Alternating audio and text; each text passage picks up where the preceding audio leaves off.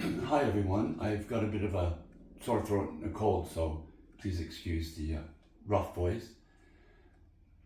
I just want to say I want to say a few rhetorical questions and see what you guys think. This is my first time on YouTube, so please excuse the lousy way I'm doing this.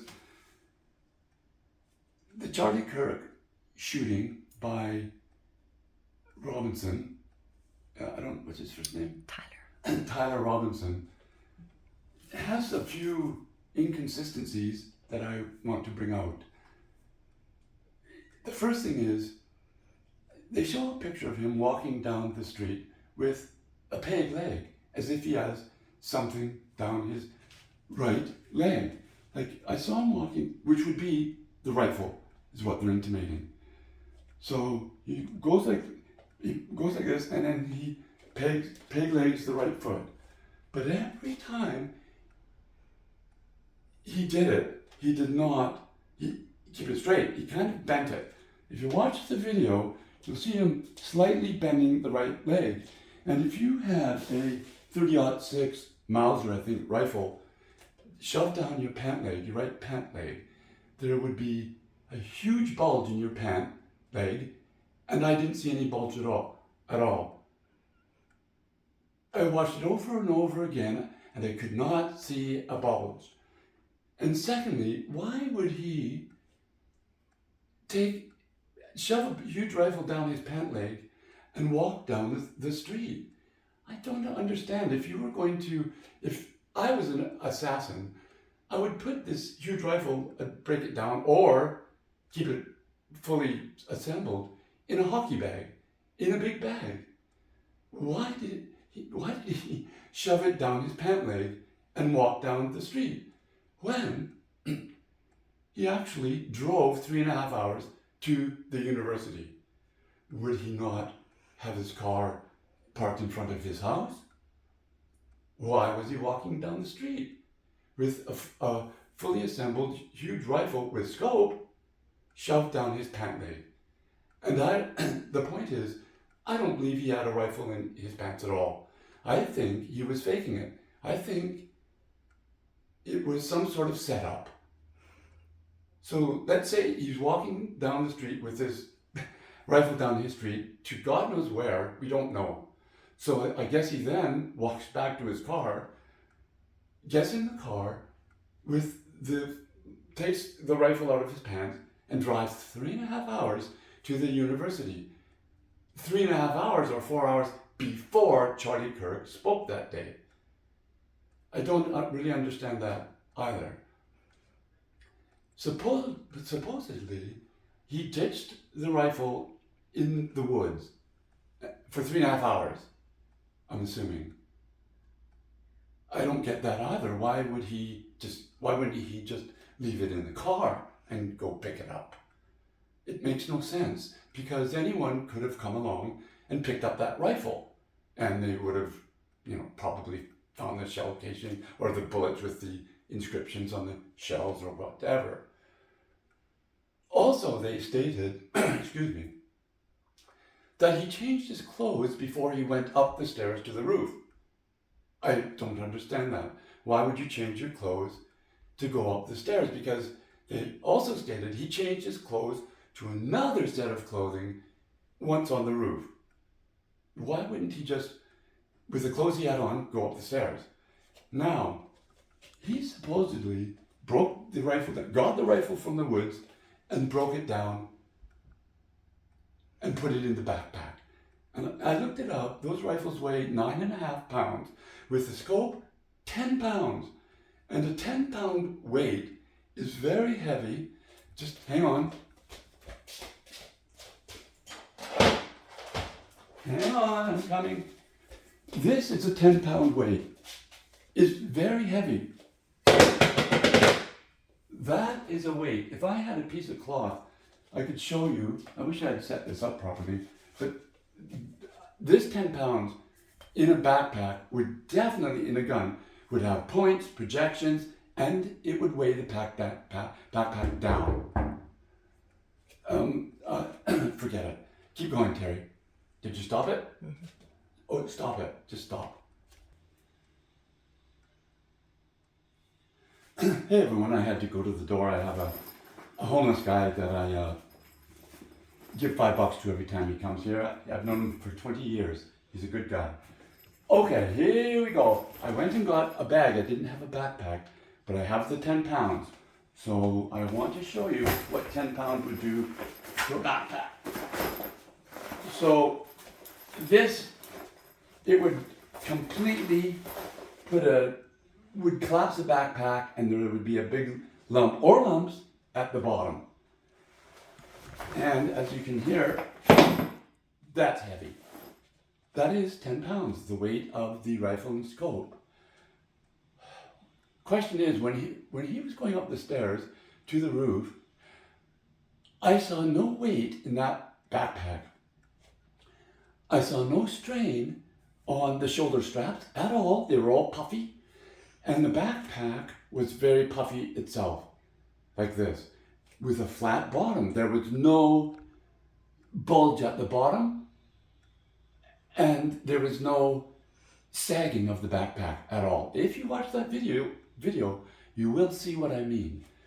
Okay, so he changes clothes, he runs back to the woods 3 hours later, or whatever, close to the shooting, finds the gun, miraculously, was not found by someone else,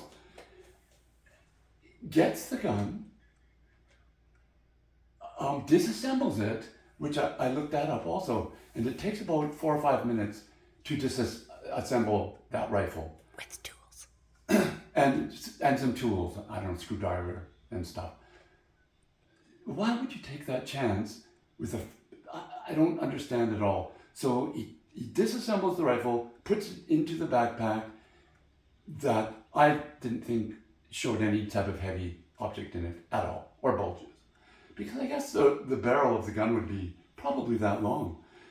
And I don't even know if it would fit in that little backpack.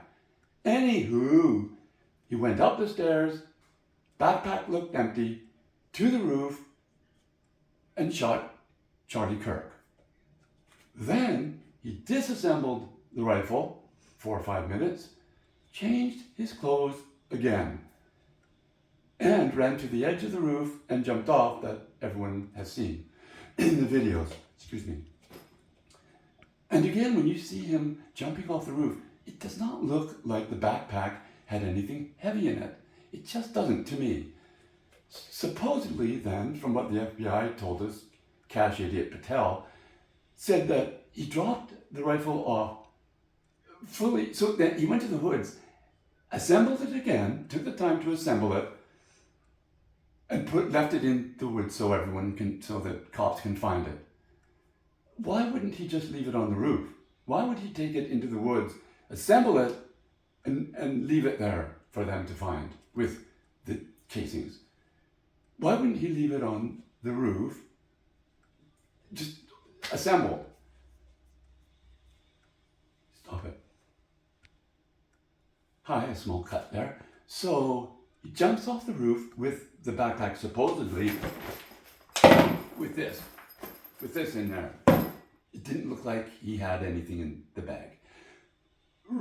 Instead of running to his car with the disassembled rifle, chucking it in the car and taking off, why did he run to the woods, assemble it, take it out of the bag in pieces, assemble it for 4 or 5 minutes, and leave it in its entirety assembled, and then take off, run to his car? It makes no sense. It makes 0 sense. If I was the killer, I'd run straight to my car and take off. And then they showed, I think there's a new video of him walking before that same camera after the shooting without the limp, I believe. Was it without the limp or whatever? Why would they again park his car and walk in front of that same camera? Unless it was to prove that he was there and he did the shooting. There are so many questions that are unanswered for me. I don't understand it all. I think it was a setup. I think some evil people, I'm not going to say right, left, and middle, up or down, set this entire thing up to murder Charlie Kirk, to distract from the horrible things that are going on in the presidency and the White House. Distraction, distraction, distraction. Because Trump is desperate for us not to have those files released, the Epstein files released. Now, let me just add a thing. That first assassination attempt on Trump, to me, it looked very phony. It looked so phony because, first of all, the blood didn't look real. Secondly, when it would be a very tough shot just to hit the side of his ear like that. Very tough. And someone got killed that day. So it was a terrible day.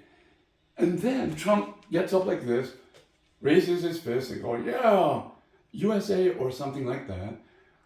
I watched the Reagan assassination attempt, and those Secret Service guys swarmed on him as soon as he got shot. I could not see him. I did not see 1 inch of that president.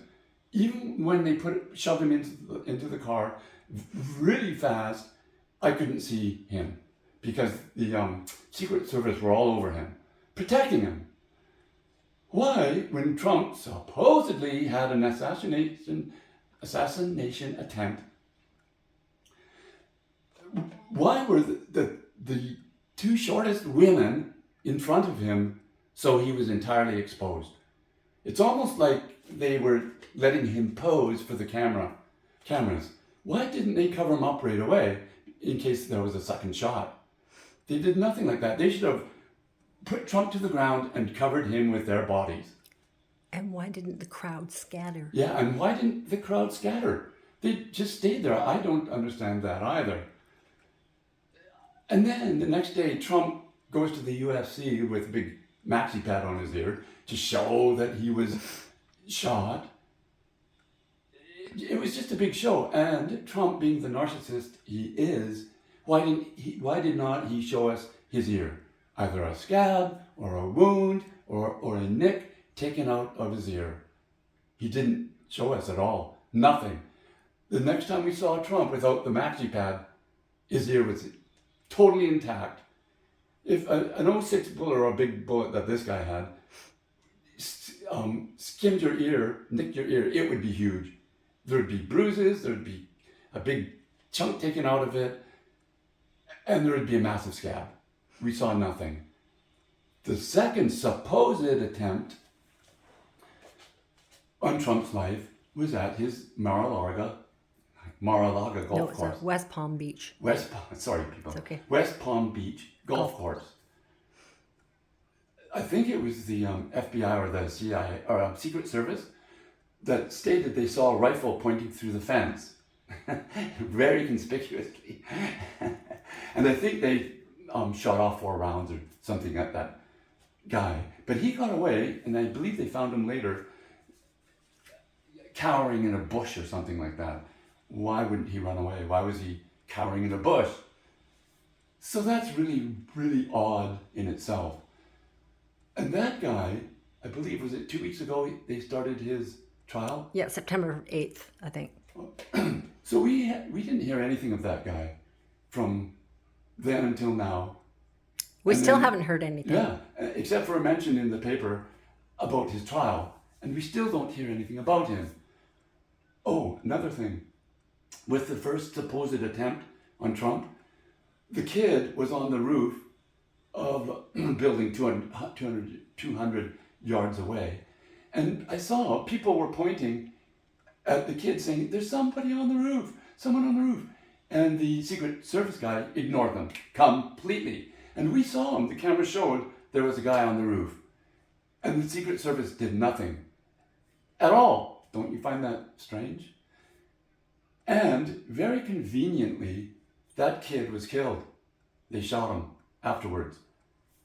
And the head of the Secret Service, I believe it was a woman, was fired right after that, correct? Okay. Why was she fired? Is that some sort of convenient way of getting rid of a mouthpiece to the supposed assassination attempt. The kid was killed, so there is no evidence except their word. The Secret Service, the Secret Service, head of the Secret Service was fired, so she can't say anything to the media. So everything's just wrapped up neatly. Trump knew he was probably headed to prison. He had to be elected.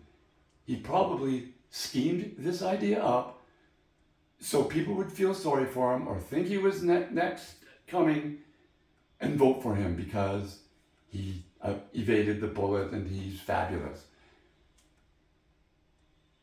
I don't think that those attempts were real. I think they were set up by Trump and his cronies so he wouldn't go to prison, to give him a better chance of being elected. And it worked. And it worked. And I think that's it. Charlie Kirk. Oh, Yeah, that's it. huh? Yeah. No. Stop it, Oh, please. sorry. Hi guys, just to wrap this up. The Charlie Kirk assassination was exactly what Trump needed and wanted. It distracted heavily from the Epstein files and his disgusting presidency. He couldn't have asked for a better situation to distract and deflect. I think he dreamed it up. I don't know if the kid even shot poor Charlie Kirk.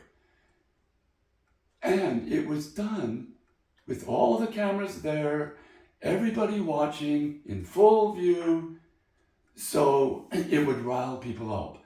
And the first thing Trump did was make a horrible speech in the Oval Office about the left side as criminals fomenting violence and causing this assassination.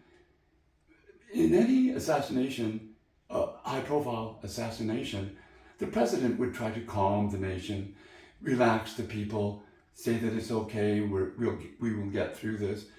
Not Trump. He tried to divide. He tried to pit the right against the left.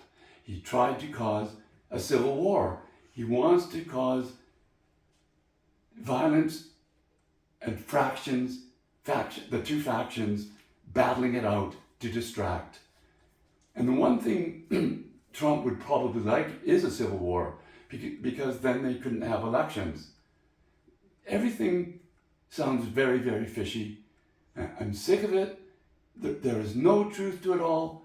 They are all lying. Kash Patel is a doofus. He doesn't know anything about crime or solving any types of crime. And Trump is evil. He will do anything, even murder, so we don't see the Epstein files. And that's it. Hey everybody, bye. Awesome.